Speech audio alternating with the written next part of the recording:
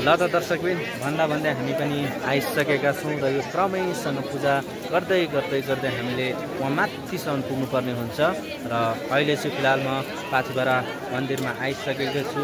एकदमै भक्तजनहरू लाइनमा यति साह्रो भिडभाड हुनुहुन्छ, पुरा भिड छ है। र आज त यो भिड केही होइन, हिजो पुरा भिड थियो भन्नुहुँदै थियो र केही छैन, हामी पनि यही भिडको हिस्सा बन्नेछौँ र पूजा अर्चना गर्नेछौँ। यो मन्दिर एकदमै राम्रो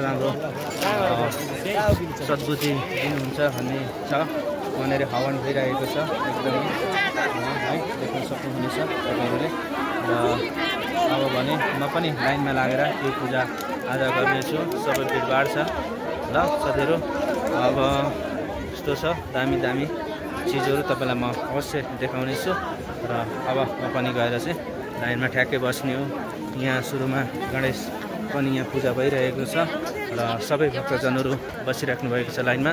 र सबै जतिजना पनि तपाईँहरू दर्शकवृन्दहरू हेर्नुहुँदैछ, तपाईँहरूले लाइक कमेन्ट एन्ड फलो गर्न नभुल्नु होला। अहिले भने म यहाँनिर आइसकेको छु, अब लाइनमा लाग्नेछु र यहाँनिर सबै कुराहरू हुन्छ, बलि दिनेदेखि लिएर सब कुछहरू है। र यहाँबाट चाहिँ लाइन सुरु हुन्छ साथीहरू, उहाँदेखि देख्नुहुँदैछ नि पुरा लाइन छ है साथीहरू।